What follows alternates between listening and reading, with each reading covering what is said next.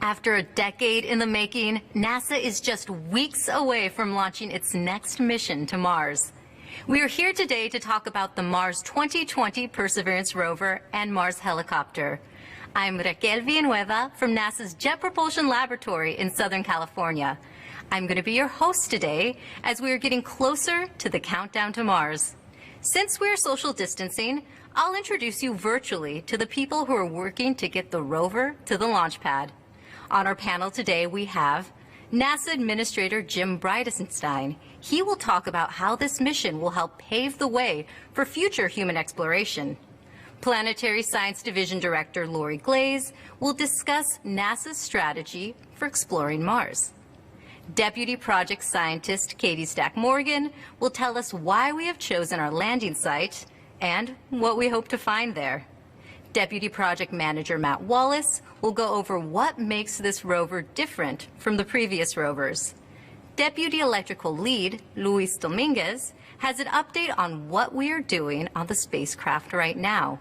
And finally, NASA Launch Director Omar Baez will give us an update about launch preparations. We will start with NASA Administrator Jim Bridenstine. Jim, can you believe we are only a month away from launch? It is. It's pretty amazing, and what a great time to be at NASA. What a great time to watch all of the exciting things that NASA is doing. And I'll tell you, we have to remember that NASA has an amazing ability to do stunning achievements even in the midst of difficult times. And you can see, I'm in my living room in the midst of the coronavirus pandemic. I know all of us have been working overtime, working from home, working with our children in many cases out of school, and it's been a challenge, and we all know that. But this mission was one of two missions that we protected to make sure that we were going to be able to launch in July. And the reason that's important is because of the alignment. When you talk about Earth and Mars being on the same side of the sun, that happens once over 26 months. So it's very expensive if we have to take Perseverance and put it back into storage for a period of 2 years. It could cost $500 million. And so this is an important mission for a whole host of reasons. But what I really hope is that people watch this mission and that they are inspired, that we know that we can strive and achieve even in the midst of very challenging times. And so I think that's important. Alex Mather, a 7th grader in Northern Virginia, actually named this little robot. I should say big robot. We're talking about something the size of an SUV. But he named it Perseverance. And I think right now more than ever, that name is so important. And I just want to thank Alex for giving us that name because we are persevering and we are achieving even in the midst of these very challenging times. And I also want to say that, we're talking about Mars today. We have a big agenda. We have been given a directive to go to Mars with humans. And in order to achieve that, we're doing two things. Number one, we're building an architecture at the moon where humans are going to be able to sustain for long periods of time. And we're doing that under our program called Artemis.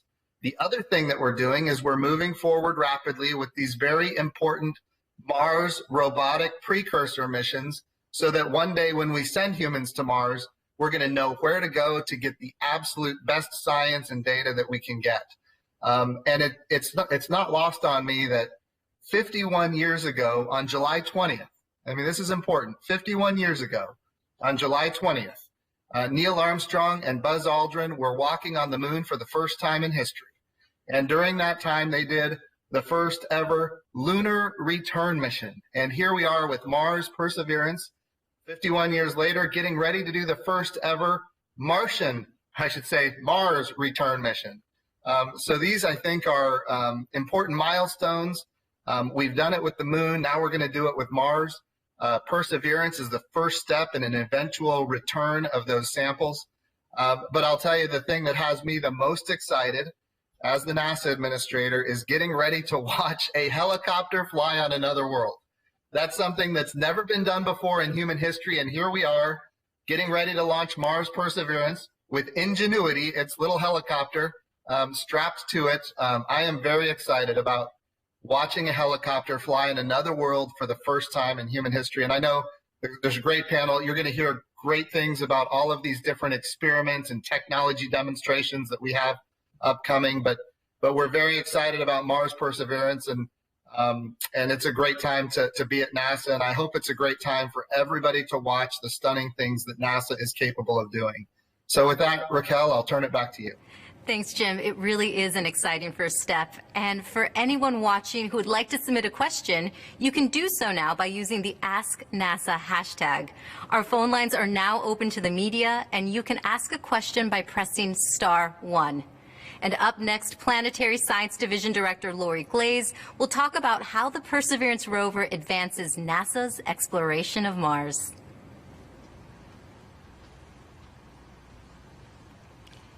Thanks, Raquel. It is my pleasure to be here today as we begin our countdown to Mars and the launch of the Perseverance rover. At NASA, our vision for science is to lead a globally interconnected program of discovery that encourages innovation, positively impacts people's lives, and is a source of inspiration. And this mission does all of that. Perseverance is the most sophisticated mission we've ever sent to the red planet's surface. It's the next step in our historic Mars exploration program, which has been exploring Mars and unlocking its secrets for decades. And we couldn't be more excited about it. Some of Perseverance's main activities will be in astrobiology, which is the study of how life comes to be, the environments that can support life, and the search to see if life exists anywhere else beyond Earth. This is the first rover mission designed to seek signs of past microbial life by collecting and caching rock and soil samples that will be returned to Earth by future missions. The rover's instruments will also look for evidence of ancient habitable environments and monitor environmental conditions, which will help us better understand how to protect future human explorers. The rover will study the record that is preserved in the layers of rock on the surface of Mars, looking for those rocks that formed in water and could have preserved evidence of the chemical building blocks of life. The rover will also demonstrate a key technology for using natural resources in the Martian environment for life support and fuel, like producing oxygen from the carbon dioxide in the Martian atmosphere. Its landing technology and environmental sensors will also help inform future human missions to Mars. And just as Perseverance builds on past missions, it's also the first step in the first ever round-trip mission to another planet in our solar system. Scientists have wanted a sample of Mars to study for generations. We have meteorites on Earth that came from Mars, but it's not the same as getting an actual sample of pristine Mars rocks and soil to study. And now, we're at a point where we can begin to attempt this amazing feat. Samples from Mars have the potential to profoundly change our understanding of the origin, evolution, and distribution of life on Earth and elsewhere in the solar system. Even now, NASA continues to study moon samples brought back by the Apollo program more than 50 years ago. We expect samples of the red planet to provide new knowledge for decades to come as we study them with state-of-the-art laboratory equipment we couldn't possibly take to Mars right now. The plan for Mars sample return is multifaceted and complex. This historic feat requires multiple spacecraft and our partners at the European Space Agency working together in a synchronized manner. Let me show you how. First, Perseverance is going to drill and prepare samples for return and cache them on the surface of Mars. In 2026, a fetch rover will be launched to collect those samples and bring them to a rocket that will launch them into orbit around Mars. Another orbiter will rendezvous and capture those samples for safe delivery to Earth. If it sounds complicated, it is. The technology to return the samples that Perseverance collects is maturing, But NASA's investments in developing autonomous robots and landing large payloads on Mars have laid the groundwork for a successful sample return campaign. We are thrilled to be working with the European Space Agency on Mars sample return and partners from Spain, Norway, and France on Perseverance science as we take our next steps in exploring the solar system. So, you probably want to know more about how Perseverance is going to accomplish its mission. And for that, Katie Stack-Morgan from NASA's Jet Propulsion Laboratory is going to talk about our landing site, which is a really special place on Mars. Thanks so much, Lori. So in just 1 month's time, Perseverance will begin its journey to Mars, specifically Jezero, a crater located on the inner rim of one of the largest and oldest impact basins on the surface of Mars, which you can see in this inset here. At Jezero, we'll have access to some of the oldest rocks in the solar system, between 3.5 and 4 billion years old, as well as a record of diverse geologic processes, including volcanism, impact cratering, as well as processes associated with water, both at the surface and subsurface, that can tell us about how the planet evolved over time. We also think that Jezero was home to a variety of different potential habitable environments, where Perseverance can begin its search for the signs of ancient life on Mars. Specifically, Jezero is host to one of the best preserved deltas on the surface of Mars. Deltas form when rivers enter open bodies of water and deposit rocks, sand, and potentially organic carbon in the layers of that delta. Those layers are one of the prime astrobiology targets for the Perseverance mission. Also in Jezero, we see carbonate minerals around the inner rim of the crater. Carbonates can form in shallow lake margin environments, and based on what we know about carbonates here on Earth, we think those are another really important potential astrobiology target for the mission. We'll also have a chance to explore the crater rim, which exposes some of those oldest rocks in the field site, as well as some potential habitable environments that might have formed as a result of that impact event itself. At each one of these locations that Perseverance will explore, we'll be searching for biosignatures, patterns, textures, or substances that require the influence of life to form. Now, we don't know for sure what biosignatures on Mars are going to look like, but we can look to our own Earth rock record to give us an example of what we might expect to find. What you see here is a 3.4 billion year old rock from Australia called a stromatolite, which is a fossilized microbial mat. Each one of these layers that you see in the rock represents the growth of that mat over time. Now, if you look at that rock, you wouldn't know for sure that it was a potential biosignature. But when you couple the textures, as well as the chemical composition, the mineralogy, and the distribution of organic carbon, you can start to build a case that that rock could only have formed under the influence of life. Now, this is exactly the type of thing that we do here on Earth to make a case for biosignatures in our own rock record. And for the very first time, using our instruments, we can do that on the surface of Mars. So using that fine-scale detail, coupled with the geologic context, we're going to do our best to identify, collect, and document the most compelling scientific cache of samples that we possibly can to address some big picture questions, fundamental questions, including, how did the surface and climate of Mars evolve over time? How do rocky planets form and differentiate? And of course, was life ever present on Mars? To accomplish this, we're going to use a scientific payload of 7 instruments. Some of those instruments, like the Sherlock and Pixel instruments on the end of the rover's arm, which provide those mapping capabilities, as well as RIMFAX in the body of the rover that uses radar to study the subsurface of Mars, are brand new. We've never sent them to Mars before. Other instruments, like the SuperCam instrument and MassCam-Z up on the mast of the rover, are updated versions of instruments that we flew on Curiosity. These instruments represent contributions from the U.S. and our international collaborators, and are uniquely well suited for helping Mars 2020 accomplish its science objectives.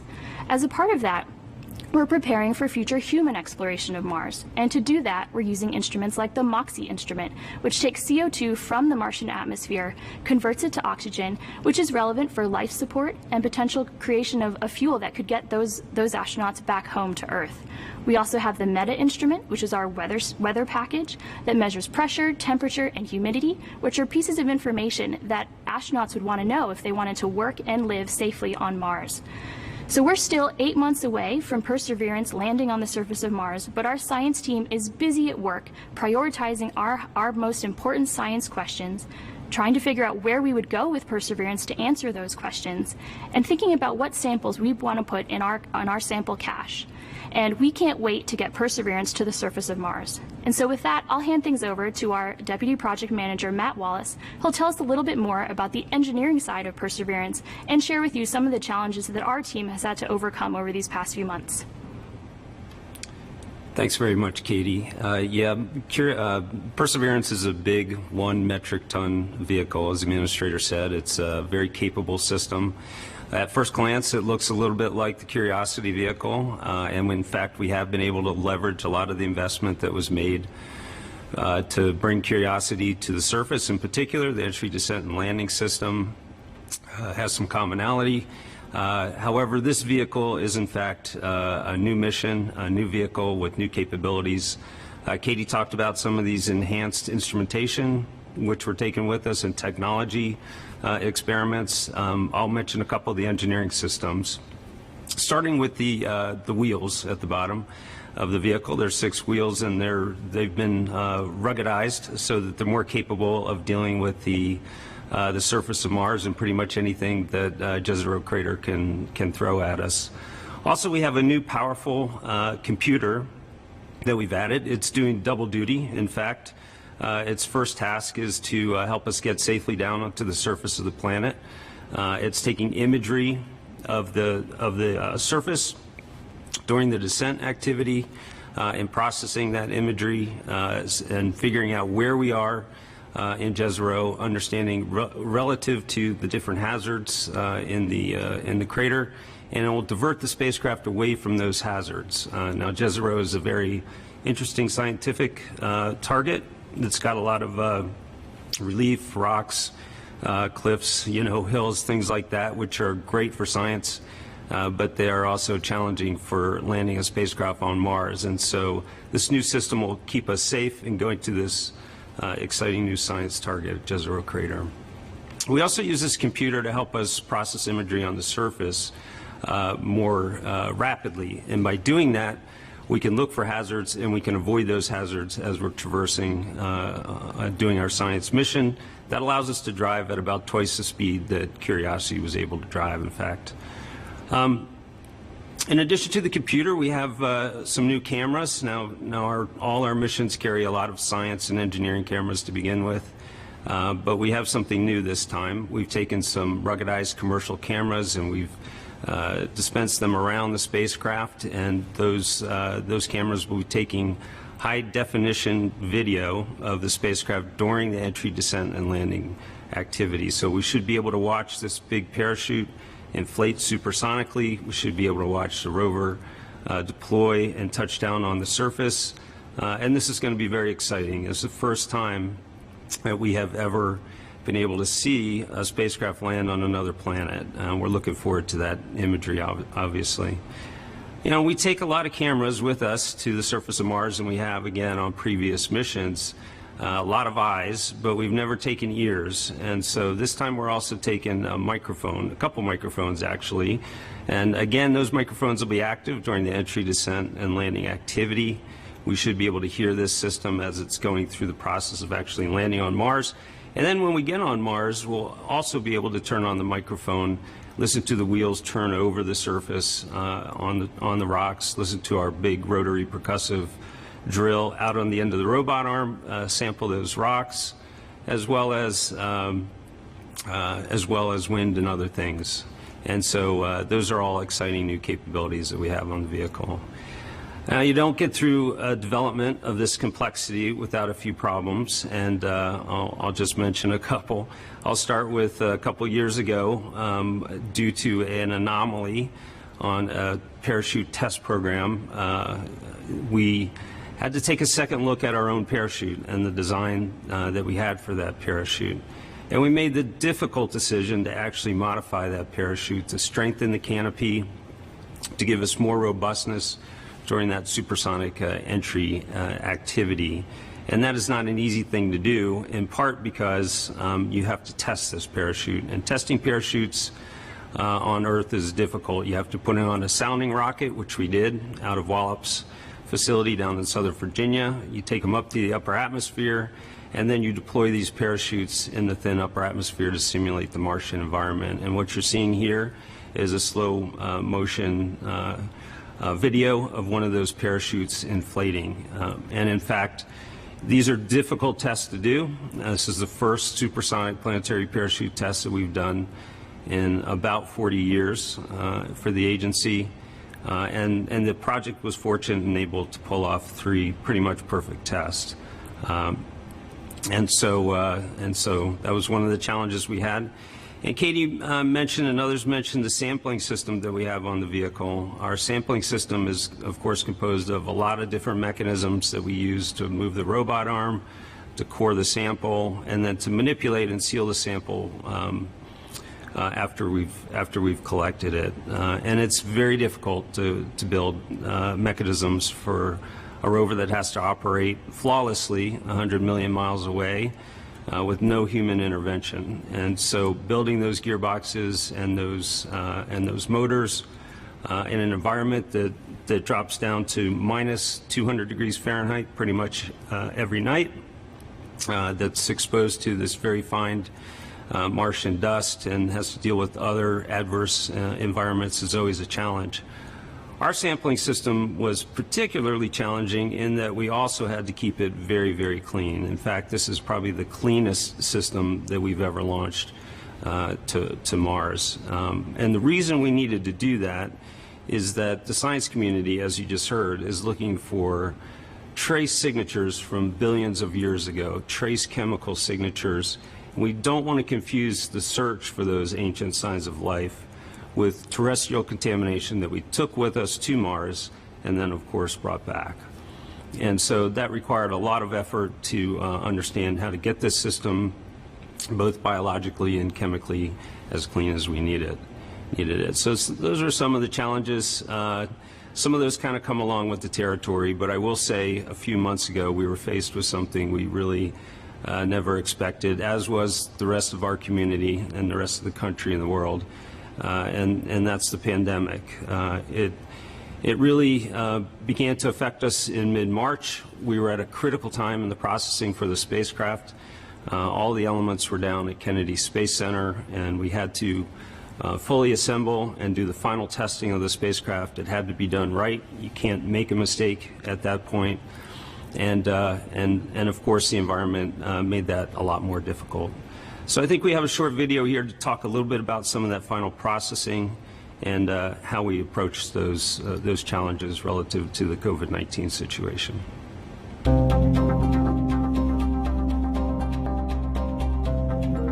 This new rover will search for signs of ancient life, test new technologies, and gather rock samples which may someday become the first pieces of the red planet ever returned to Earth for analysis. Today we are naming a spacecraft that will go to Mars, and the name is Perseverance!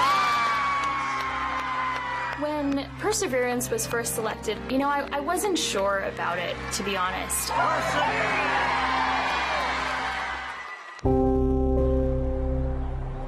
When the pandemic struck, the future was certainly unknown. It was like walking into a blind, dark alley. You didn't know what was there, what was in front of you, what you were going to have to deal with.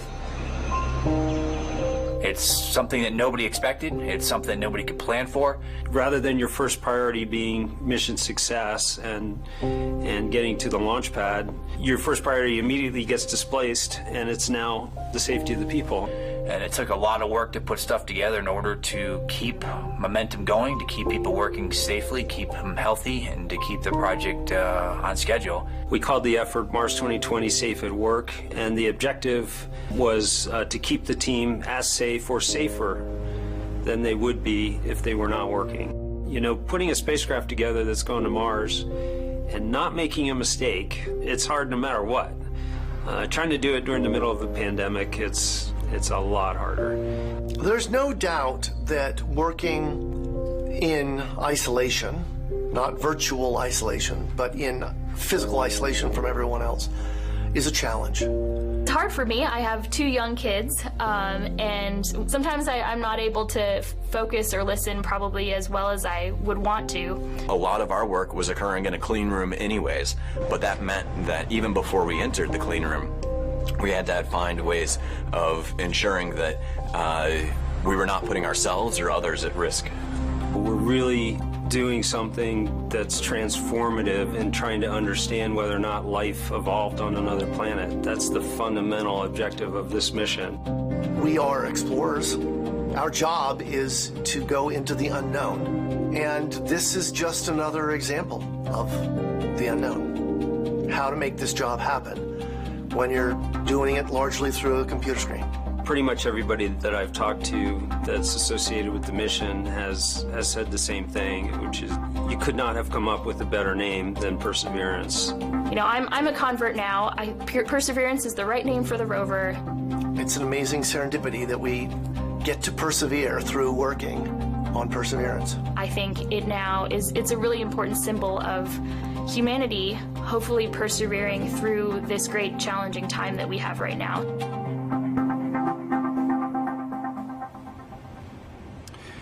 So you can see it was a challenge for us to overcome this, and we understand that the Mars 2020 community was not the only group facing this. As I said, the community and the country and around the globe, everybody had to deal with this. I asked the team a couple months ago if they would like to do something to kind of symbolize and mark these challenges that we faced, and they designed something that we called a COVID-19 Perseverance plate.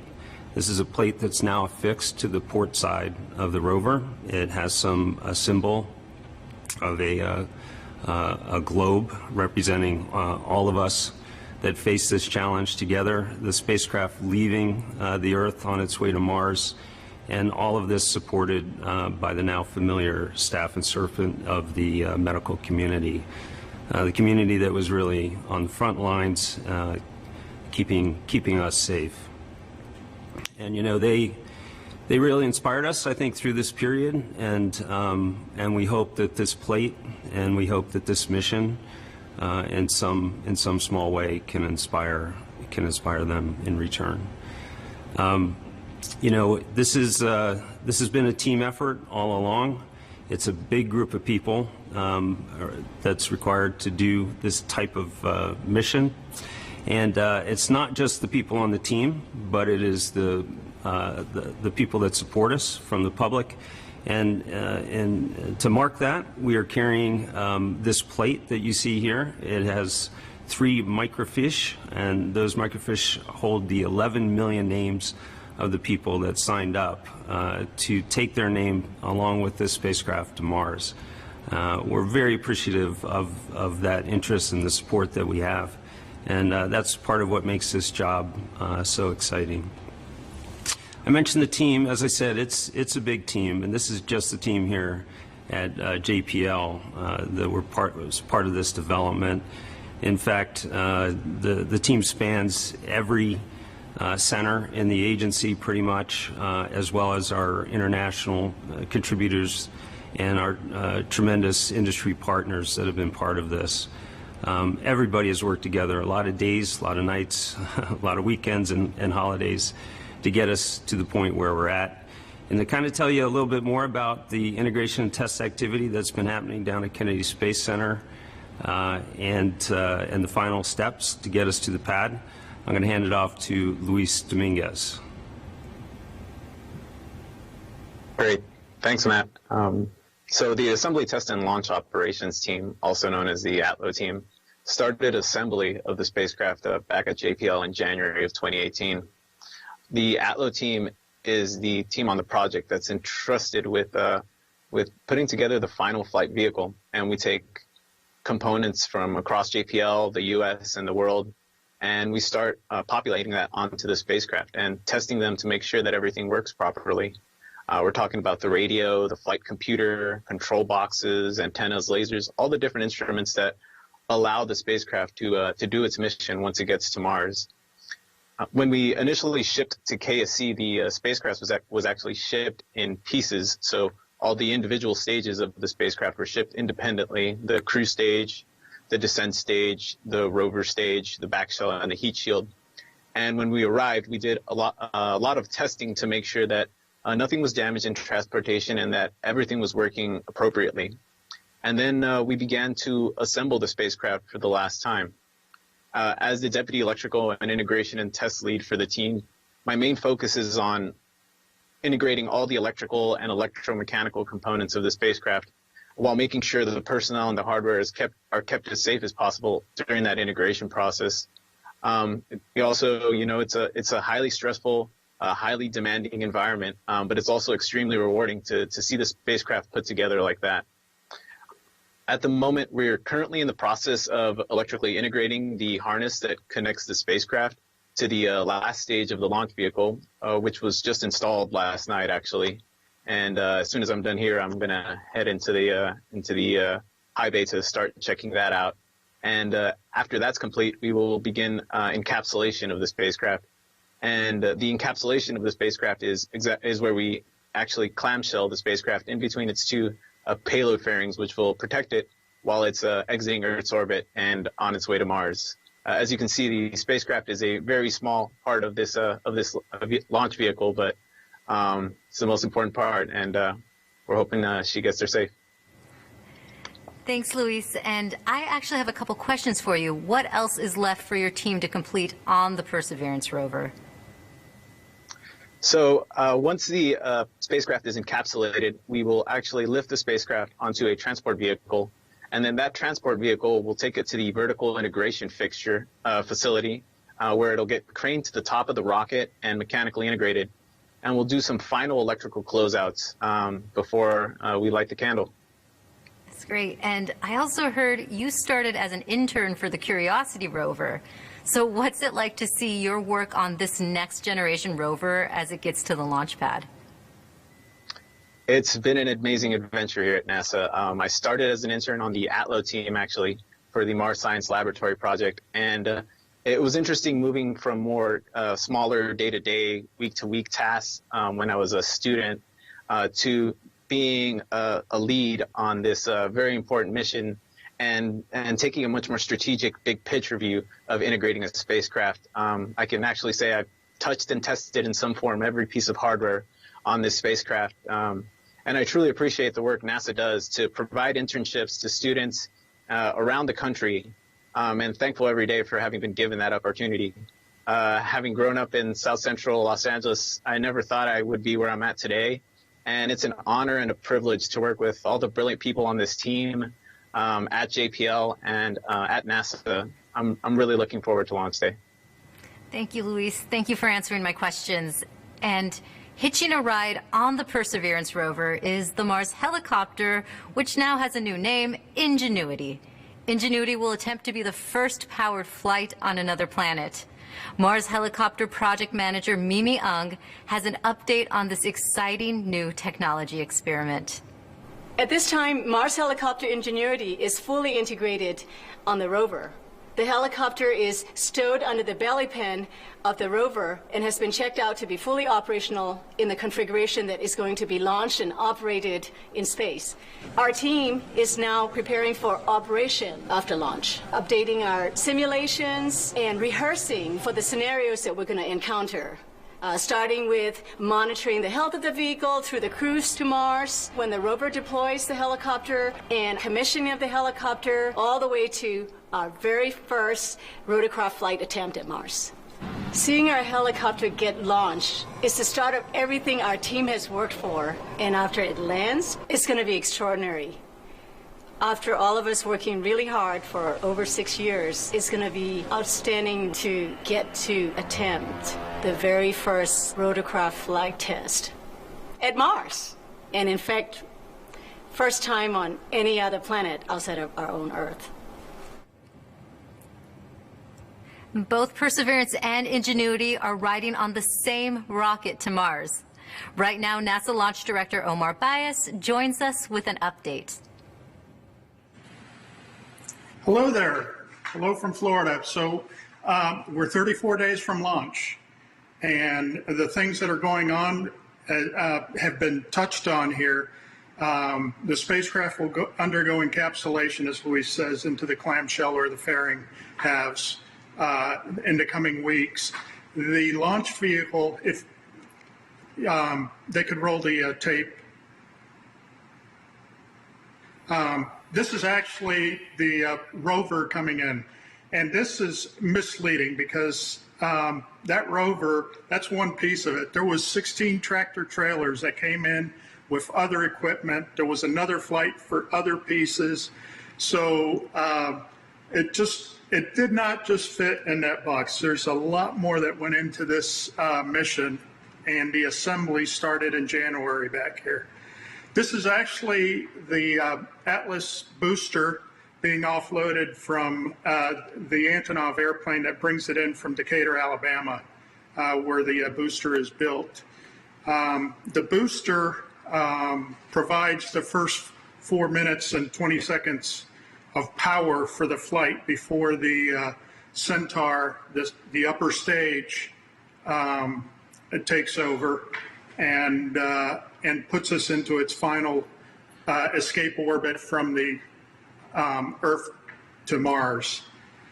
Along with the first stage booster are 4 solid rocket motors, which you see being assembled here. Those will burn for approximately 1 minute and 50 seconds, providing the initial boost to get that complete stack of the first stage, the upper stage, Curiosity, the payload fairing to its C3 velocity, the escape velocity of 14.4 kilometers squared second square for those that need preciseness. That'll get us on its way. We're looking forward to July 20th for that 9:15 time to get them going, and so that the booster can do its descent and landing into Mars in February. From behalf of the Launch Services Program here at KSC, we look forward to it. We're looking forward to fueling the vehicle this coming Monday as part of our wet dress rehearsal. And after that, we will be putting that encapsulated assembly of the spacecraft and the fairing on top of the booster, and doing the final preparations for installation of the power source that'll power the rover for years to come. So from behalf of NASA and the Launch Services Program, it's a pleasure to do this launch, and 34 days from now, we'll have some happy faces here. Thanks for the update, Omar. We're looking forward to the happy faces. Now, we are ready to take media questions. Remember to press *1 to get put in the queue, and please direct your questions to one of the panelists. We're also going to take questions through the Ask NASA hashtag, but first on the phone line is Bill Harwood from CBS News. Oh, thank you very much, and I appreciate this, guys, for taking the time to chat with us. 2 very quick questions. One is just to have an update, maybe for Lori. What is the total cost of this mission, or what number should we be using? And maybe for Omar, how much, and for Matt Wallace, how much reserve is left in the schedule to handle anything that goes out of the ordinary? Are you right down to the wire, or have you got some time to handle unexpected issues? Thanks. Great. So thanks for the question. So I can tell you that the cost for the development of the Perseverance rover all the way up through launch is about $2.4 billion, and then there's another $300 million that we'll spend to operate Perseverance after it's launched and it's on its way, and then once it lands, and to do all of the surface science once it gets to Mars. I'll toss it back over to Omar and to Matt. Yeah, I'll just say, Okay. And as relative to the spacecraft, the key margin that we have is in the launch window itself. We're targeting the first launch day as July 20th, as Omar said, but the window, in fact, lasts until August 11th, and so. And even during those single days, we have multiple opportunities to recycle if there's some issues. And so we think we have some robustness there. We have good robustness there in the launch window. Relative to the launch vehicle processing, I'll turn it back over to Omar. And yeah, Bill, relative to schedule, we are a green light schedule from here on out. In other words, any major perturbation could affect the launch date. But as Matt said, we got plenty of window or runway ahead of us, and we're not worried about it. I'm sure, Florida weather as it is, it's been perfect the last couple of days, but we'll probably run into some not so perfect days that could set us back. And the team is flexible enough to be able to handle a 3-week window, I would say. And we have analyzed that to the 11th of August. And if need be, and the analysis provides us additional margin, we might even get out to the 15th of August. So no concerns from our part. Great. And now the next question is for Maria Corin from The Atlantic. Hi, everyone. This question is for whoever would like to take it. There are some scientists and other space fans out there who think that NASA has given a lot of attention to robotic missions to Mars over the years, and they want to see spacecraft visit other spots in the solar system, especially moons where there might be evidence of life right now rather than ancient signs. So I'm wondering what you would say to those people who believe that Mars is a little bit overstudied and that we should be focusing elsewhere in the solar system on the search for life. I'll be happy to take that question, like Maria. Thank you. I'll take it. I, for one, am a fan of our entire solar system. I love every destination that we have. There's incredible science across, as you know, the entire solar system. Mars has been a really fantastic place to really explore in depth. And so our Mars exploration program has really done an amazing job at Mars, and there's still a lot of work to be done there. But I absolutely agree with you that there are other places in the solar system that might actually be maybe even better places to be looking for actual extant life that might be present today.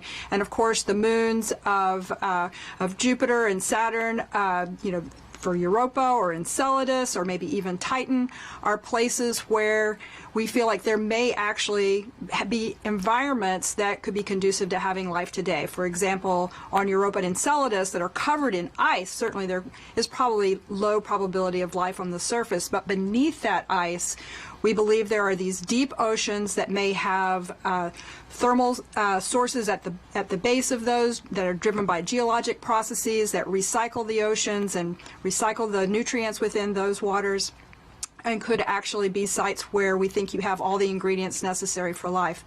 And so we are looking for great ideas to send other missions. We've got Europa Clipper that's going to be going to Europa to map the surface. It's an orbiting mission that'll orbit Jupiter and make several passes of Europa. That'll launch later in this decade. And now we're also developing the mission Dragonfly, which will launch in 2026 to go to Titan and to explore the environments there on the surface. That's actually the next rotorcraft that will fly in a planetary atmosphere, is an octocopter that will land on the surface of Titan. So those are also excellent destinations, and we're very interested in them and pursuing a variety of different ways to get there. Thanks, Lori. And up next on the phone lines is Marcia Dunn with AP. Yes, hello, thank you. I have some questions about the return samples. The animation almost makes it look like the cylinders with samples are just sort of dropped on the surface of Mars, sort of scattered. How are you going to leave these samples for pickup? Do they have beacons in case there's a dust storm of some sort? And also, maybe for Dr. Glaze, why 10 years to get the samples back? I would think, I know you want them as soon as possible, and waiting a decade just seems like a long time. So if you could answer that, that'd be swell. Thanks.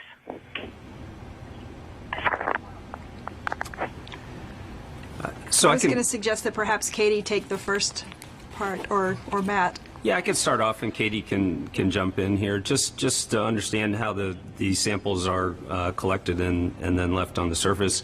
We do collect them as individual tubes, and we have the ability to drop those tubes either in ones and twos or in groups. Our current intent is to drop them in a grouping so that the fetch rover, which you saw in the animation, would not have to go to many locations to actually pick those tubes up.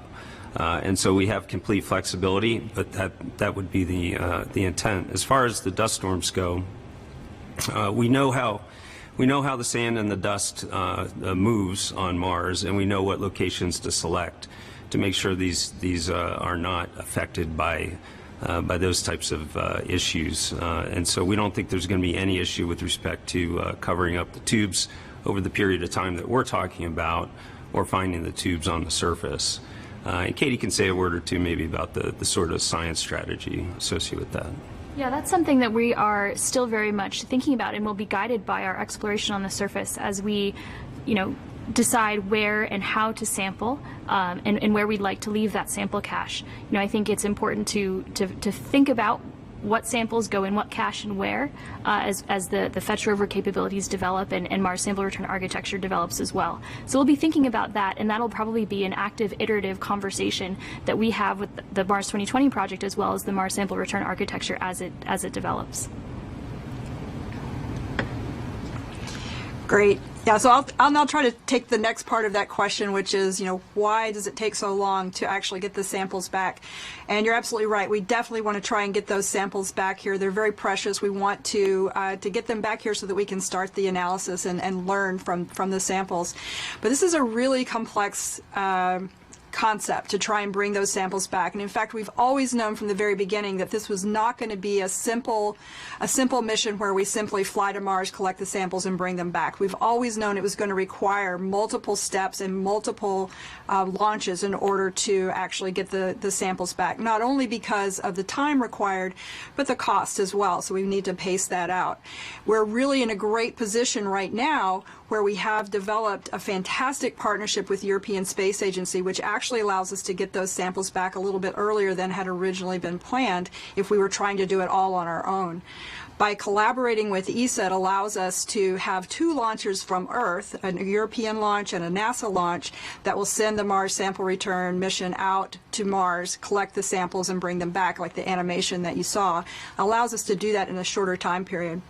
Right now we're working on and developing the plans for that Mars sample return mission. We're planning towards a launch around 2026, which would then bring those samples back in 2031.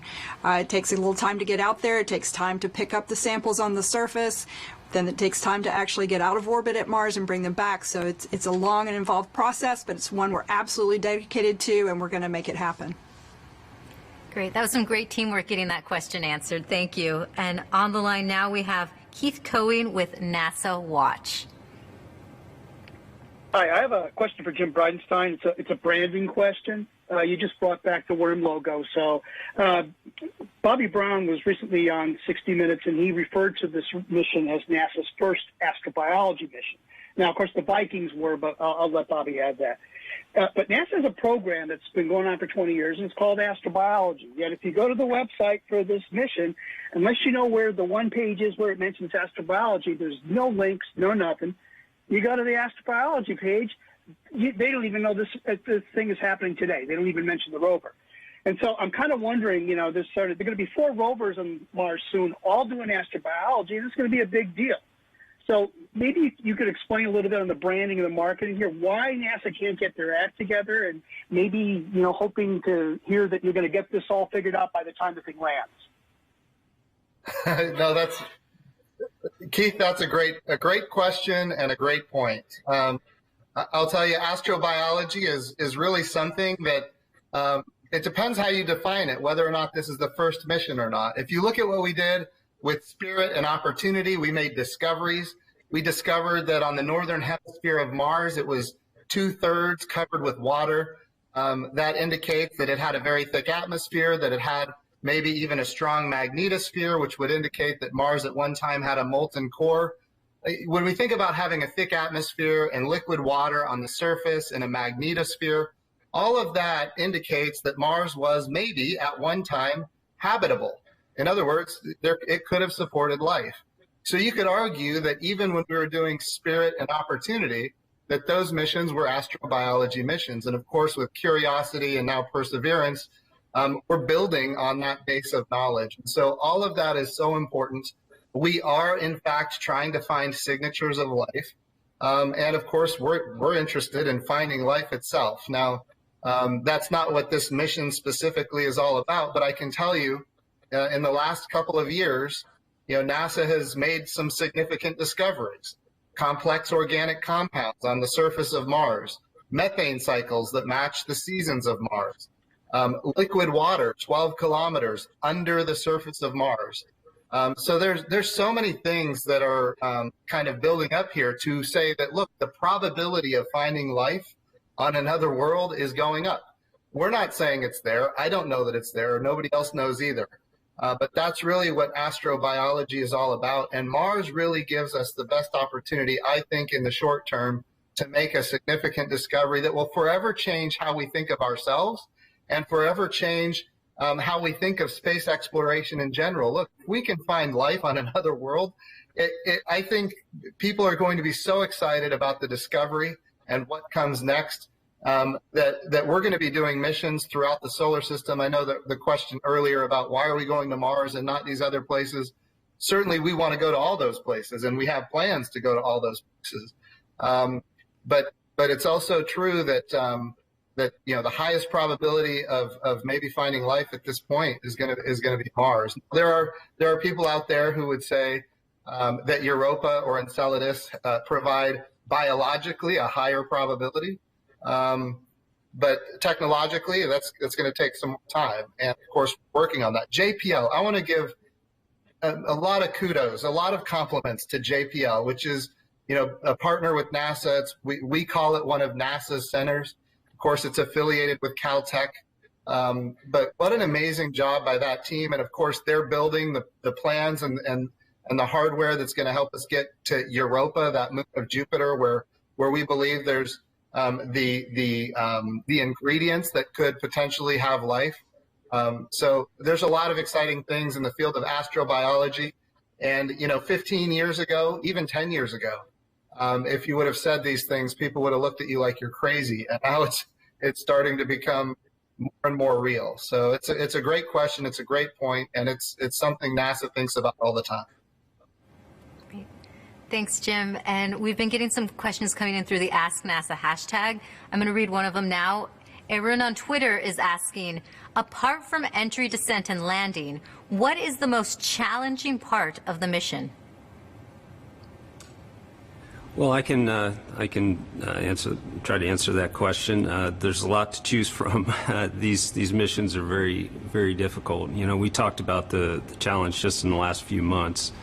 Dealing with the pandemic, obviously, but I think from a basic mission perspective, the most difficult part has been building and testing the sampling system that we referred to. As I said before, it's composed of a lot of different mechanisms. These are systems that have to operate at a very high level of reliability. They have to operate autonomously. There's a lot of control and autonomy in our software systems that go along with them. They require extensive test facilities so that we can simulate the Martian environment and the right set of rocks and targets. And then, of course, on this mission in particular, because of the search for those very faint biosignatures, which Katie and other people talked about, we had to keep them essentially sterile from a biological perspective and exceptionally clean, especially organically clean, which are the signatures, the chemical signatures we're most interested in. So that's a difficult thing to do when the rest of your spacecraft is really designed and inherited from the systems that we have to use in the aerospace industry and in civil space. So we had to isolate a lot of the key critical components from the other parts of the spacecraft from a contamination perspective. And that was, I think, the biggest challenge for this mission. Once we get on the surface of Mars, we have a responsibility to put together a cache of samples that is compelling enough and worthy enough to return to Earth.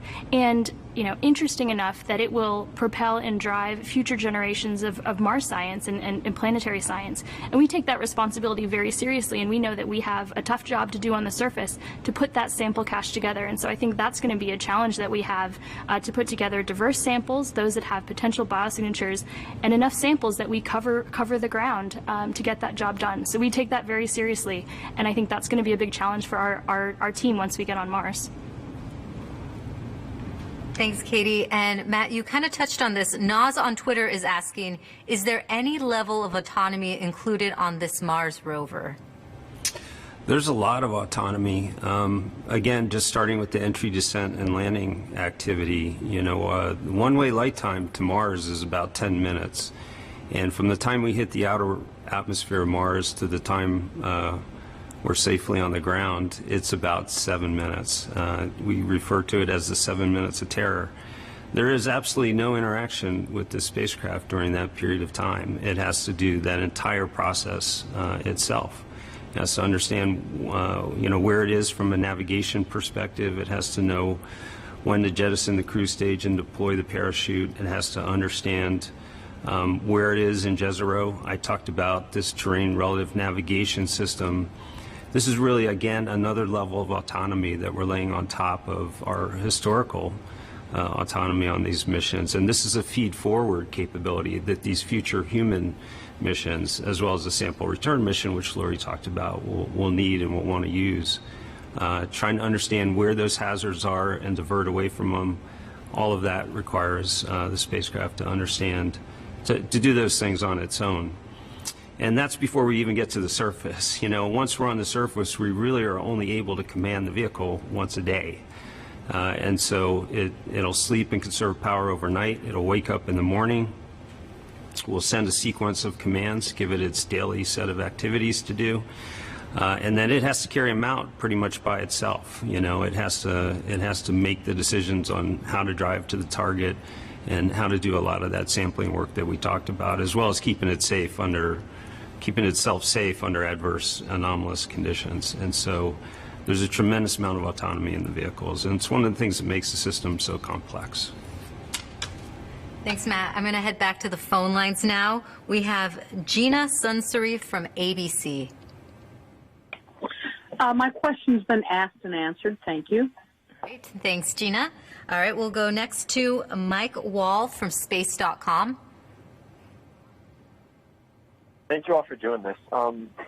This one's probably for actually Matt, and it's just about the helicopter. And I'd just like a few details maybe about what you would consider mission success for the helicopter. Like, how many flights do you hope to make? How far will those flights be? And also, is there a possibility that we'll get kind of Perseverance eye views of the helicopter going up and exploring Mars skies? Because that would be pretty fantastic if you can pull that off. Thank you. Sure, I'll say a few words about the helicopter, in that this is really something that's cutting edge. This is, as the administrator said, something that's never been attempted before. And flying in Martian atmospheric conditions, which, the atmosphere on Mars is only 1% the density that we have here on the Earth, and trying to control a system like this under those conditions is not easy. In flight, and then you have to land it safely in an unknown terrain. These are all big challenges, and that's why this is a technology demonstration payload. This is something that that we're taking with us so that we can learn how to do this for future missions.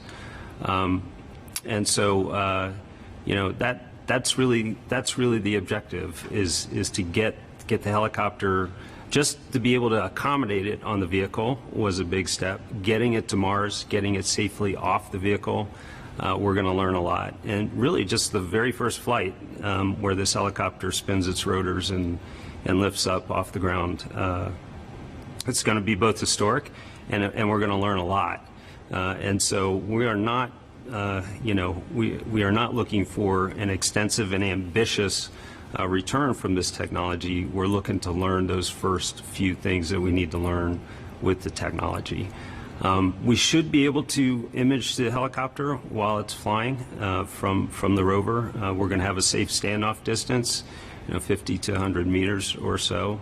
But we have pretty powerful cameras that we should be able to zoom in, and we're hoping to be able to catch that flight. Whether or not the helicopter will actually see the vehicle, the Perseverance rover, will depend a little bit on orientation and how high it goes and those sorts of things.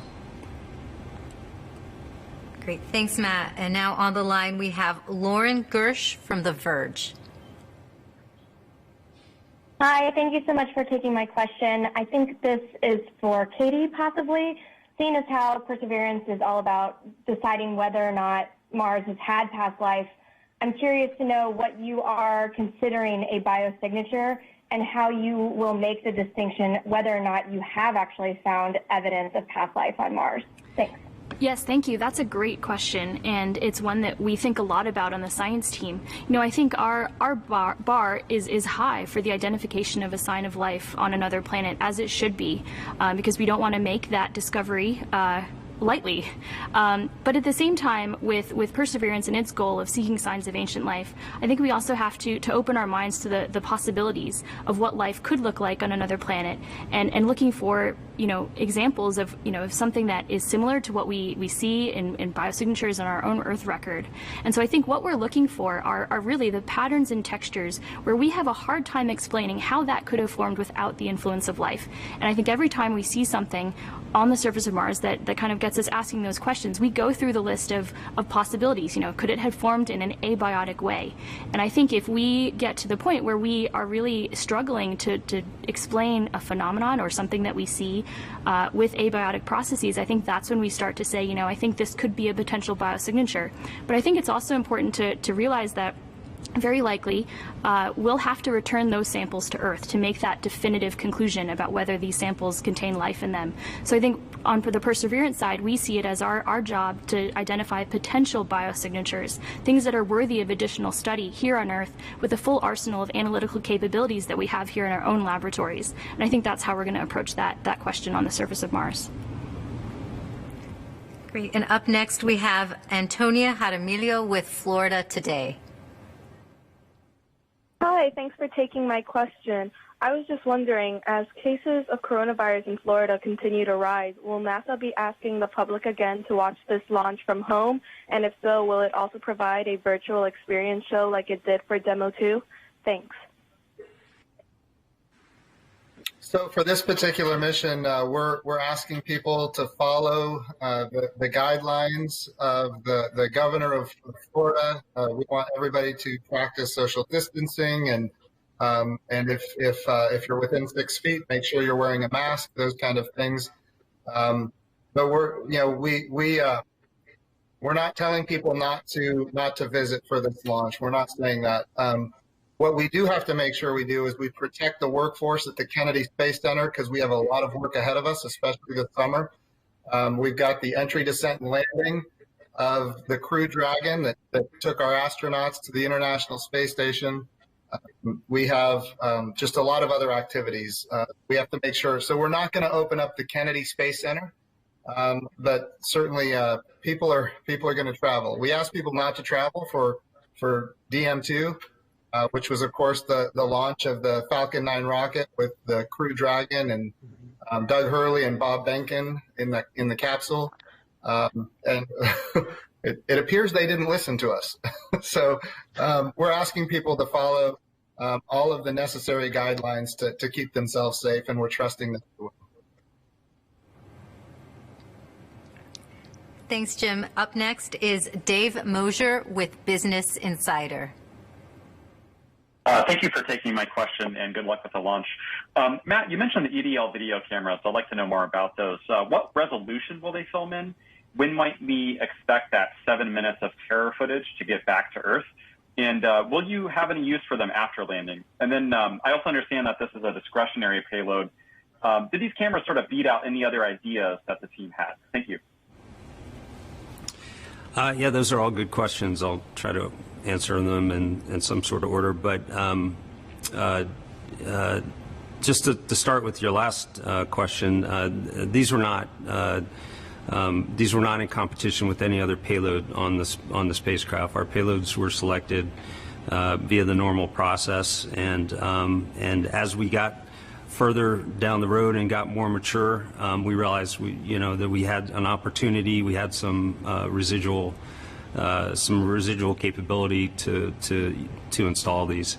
They take very, very little mass and volume. I don't have the numbers exactly, but they're essentially unnoticeable at the spacecraft level as far as resource requirements go. And that's because we didn't build something new. We didn't build something that was particularly sophisticated. We were able to go out and use commercial, off-the-shelf, available products, and so that made it a lot easier to go both develop them quickly at low cost and to accommodate them. Resolution-wise, I'll have to check. I believe there are 10 megapixel cameras, frame rates as high as 40, I think, frames per second. But we can get the exact numbers. They produce a lot of data. The data is not going to come back in real time during entry, descent, and landing. We have very limited telemetry during that period, and so we'll bring that imagery back over the first couple weeks on the surface. Thanks, Matt. Up next is Paul Brinkman with UPI. Yes, hello. Thanks for doing this. Obviously, the Mars rovers have surprised in the past in terms of how long they've stayed operational. I'm wondering, what is the outside length of time that both Perseverance and Ingenuity could be operational? And also, regarding the helicopter, to what extent do you know how many flights there might be for that? Thanks. So I can respond to the longevity question. We have a primary mission defined for the vehicle of 1 Mars year, which is roughly 2 Earth years, and that's similar to the design requirement for Curiosity. As you know, Curiosity is still operating on the surface here, about 8 years or so since we landed. The good news about these systems is that although they have to operate in a harsh environment, that environment is relatively repeatable and stable. And so once you get past those initial issues, those infant mortality issues, it's not unusual for our spacecraft to continue on for well beyond their design lifetime. Voyager 1 and 2 are the best examples I can think of, but there's no guarantee, and so we try to operate the system under the assumption that that we'll only have so much time to get the work done, and build it robustly, and hope that we get more time. Great. Does anyone want to take on the Ingenuity question? On Ingenuity, we have 3 flights designed for the surface. I think kind of nominally. However, as I said, we're going to take them 1 flight at a time. So. And then up next is Tony Rice with WRAL. Thanks for taking my question. This is from Matt Wallace. One of the few disappointments from the Curiosity entry, descent, and landing was the damage that occurred to the wind sensor on the REMS instrument. Have there been any changes in the EDL procedure or in the META instrument itself to prevent something similar from happening again, based on what you learned nearly 8 years ago? Yeah, one of the things we learned with our Sky Crane system is that we have the ability to kick up some debris from the engines on the descent stage, and we have taken have made some changes on this project to protect things that are sensitive to that or potentially sensitive to that. Optics, wind sensors are good examples. We have a debris shield, for instance, around the helicopter on the bottom of the vehicle. So the answer is yes. We've tried to adjust for that environment. Great. Thanks again, Matt. We have a lot of people on the lines right now. Up next is Lee Holtz with the Wall Street Journal. Hi. Thank you very much for taking a question. For the administrator, if I may, NASA is not alone in voyaging to Mars this summer. China expects to launch its first Mars lander, I guess. The United Arab Emirates is launching its first interplanetary mission, Destination Mars. European Space Agency and Russia are putting their lander together for 2022 now, I guess. And of course, SpaceX keeps talking about starting the cache supplies for future colonists. I mean, this is very busy. I wonder if you'd reflect for us on the changing nature of interplanetary exploration in this age of internationalization. What are the operational and diplomatic effects from your vantage? Thank you. Well, that's another very important question. The first thing that we're going to need is additional communication throughput. That's the number one thing that we're going to need, and we're already at the limits of our communication capabilities for deep space. So we're going to need to really plus up the architecture for that. But to your point, a lot of these countries that do these activities, they want to use the deep space network that NASA has established, and we're very willing to support in that effort. This is about science and discovery, exploration, and I think when people see countries doing these stunning things on other worlds, it inspires all of us. And so certainly we are supportive of these activities. And ultimately, you know, remember what we're trying to do. We're trying to get humans to Mars. That's the objective. And these robotic precursor missions, I think, kind of open the eyes of the American people and people all around the world as to what the possibilities are, and it helps inspire that next generation. In fact, maybe even our generation, where we see humans living and working on the surface of Mars. So there's a lot that goes into this. You know, I'm very excited about the United Arab Emirates and their HOPE mission. We have done a lot to support them, and they want to be big supporters of ours in the Artemis program. And of course, they're very involved in, you know, they're going to be launching in a few short years their own rover to the surface of the moon. So a lot of countries are stepping up in a big way. Countries that historically have not been, you know, exploration countries are stepping up and not just talking about it, but backing it up with budgets. And so all of this is going to be very helpful for us as we move forward. NASA is an institution that is a tool of diplomacy, and there is no better diplomacy than exploring our own solar system together and eventually the rest of our galaxy and universe.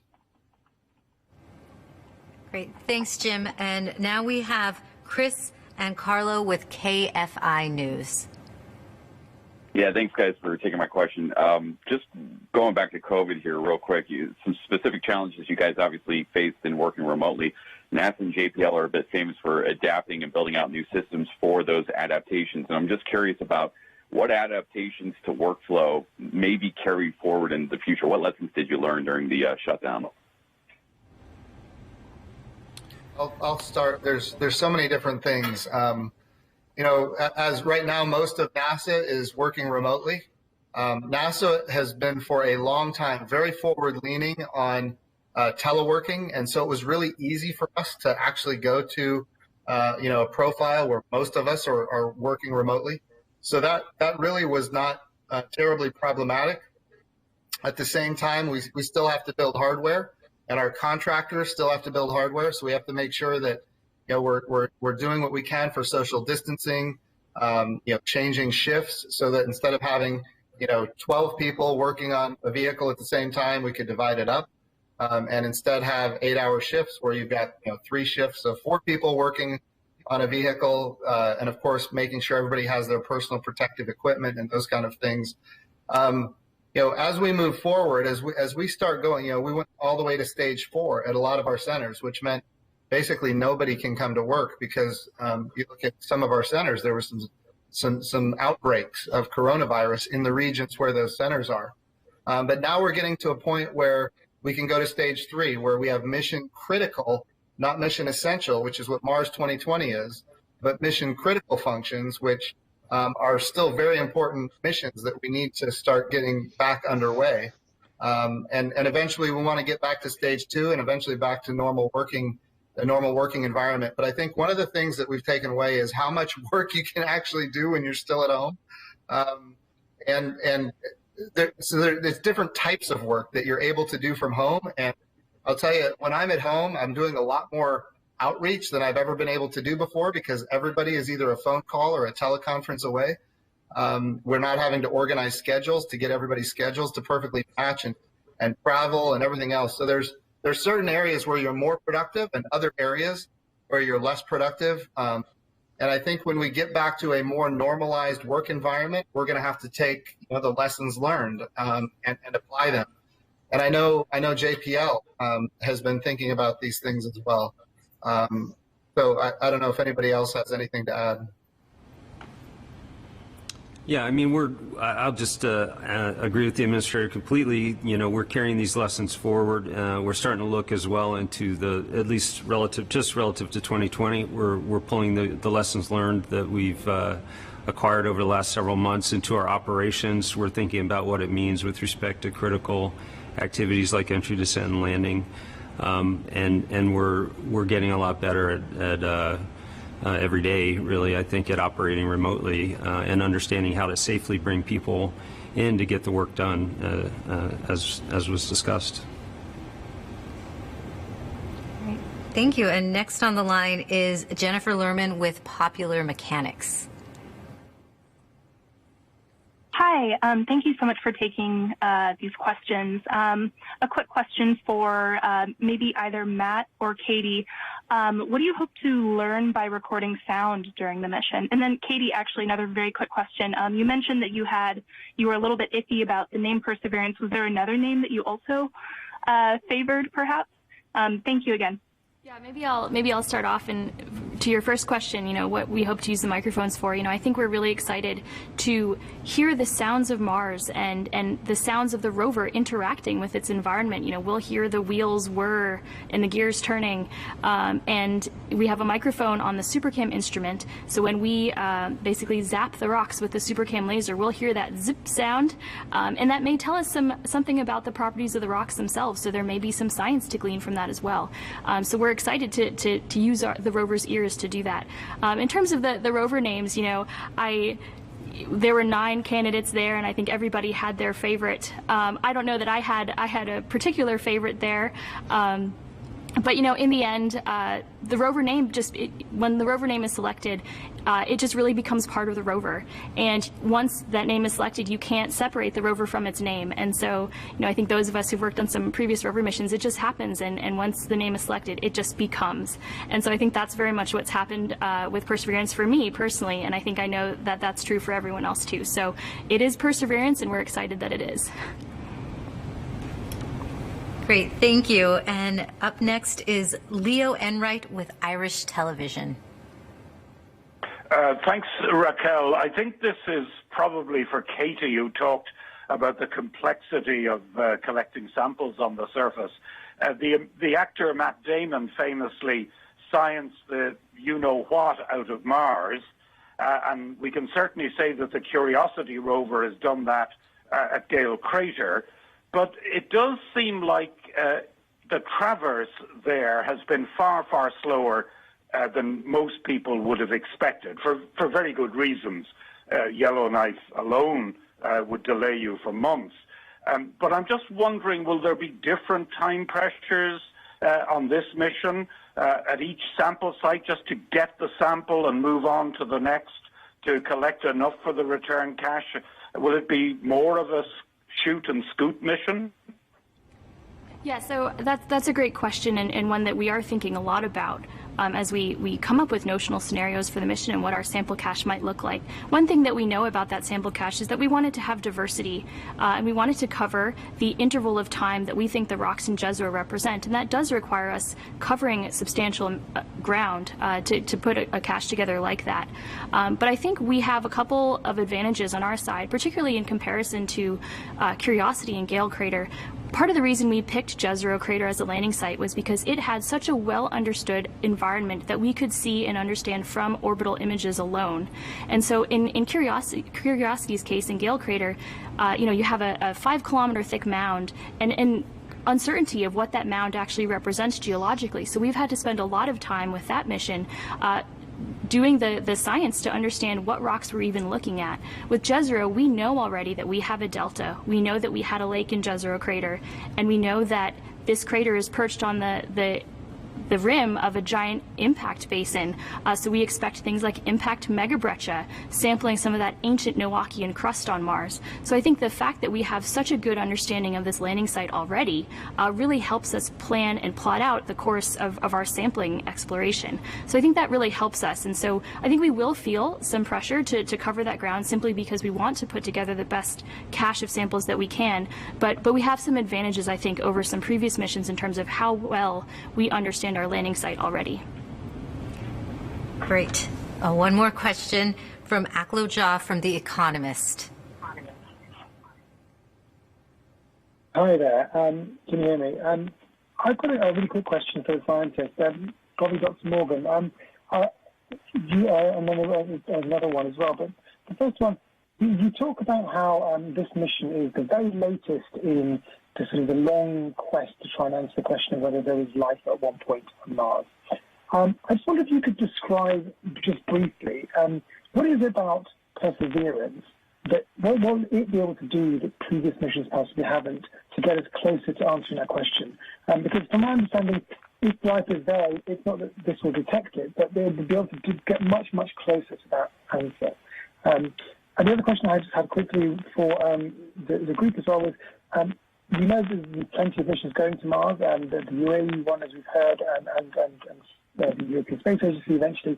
Can you just talk a little bit about how your science on this mission will complement the science going on elsewhere? I know you're talking, but it'd be interesting to know how you're complementing each other. I'll tackle your first question, and that's where I think we really get to some of the instruments and the scientific payload that we have on Perseverance.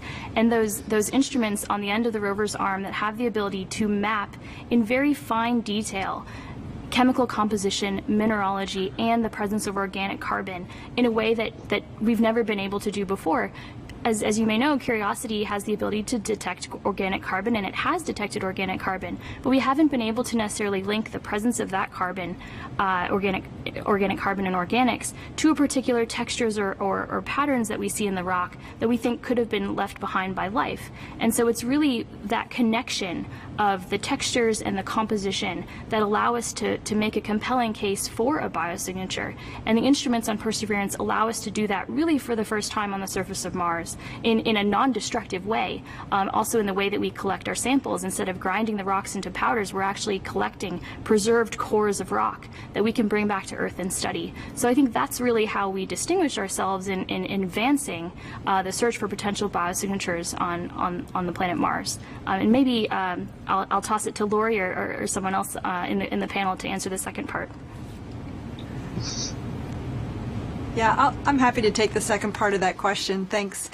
So yes, as you mentioned, there will be several missions headed to Mars, several this summer, and then of course European Space Agency in 2 years as they postpone the launch of the ExoMars rover.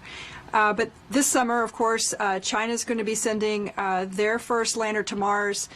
We're all going to be watching that very, very carefully. This is an incredibly difficult thing to do, to land safely on Mars. We know how challenging it is. We've had our own struggles in the past. We've been very lucky and learned a lot from those, and are, we've been successful the last several times. So I have full confidence in our team this year. But it'll be interesting to watch as China attempts this as well. So that'll be an interesting thing to watch. The United Arab Emirates, of course, are sending their orbiter, the HOPE orbiter. This will be their first foray really into this interplanetary flight. So trying to build something that can do science in orbit around Mars, I think will be very complementary to the other orbital missions that we already have at Mars as well, to complement those activities. And then, of course, the European ExoMars rover, when it arrives, is very complementary to what Perseverance will be doing on the surface. One of the things that the ExoMars rover will be doing that is a little different than what we're doing with Perseverance is it has the capability to actually drill a couple meters below the surface to pull up a sample. And this is really important because the samples at the surface have been exposed to radiation, and if there were actually life present on Mars at the surface, it may have been destroyed through that radiation. But samples beneath the surface may actually still have a potential to contain some actual extant life. So there's going to be a very interesting complementarity there between the ExoMars rover and Perseverance. Great. Thank you, Lori. And unfortunately, we can't answer all the media questions on air. For those of you with additional questions, please call JPL's Digital News and Media Office, and we'll also continue to answer questions of social media online right now. So thank you for your questions, and thank you to our panelists for joining us today. Perseverance is targeted to launch from Cape Canaveral, Florida on July 20th. It will land on Mars in February of 2021. You can follow at NASA Persevere to keep up with its launch and journey to the red planet. And join our conversation by using the hashtag #CountdownToMars. You can also visit nasa.gov/perseverance and mars.nasa.gov/perseverance. For all of those interested in a deeper dive, we also have a new press kit available online, and it is filled with information and graphics describing the rover and mission and can help answer any questions you might have. All of the images you saw today will replay after this briefing. Thanks for watching.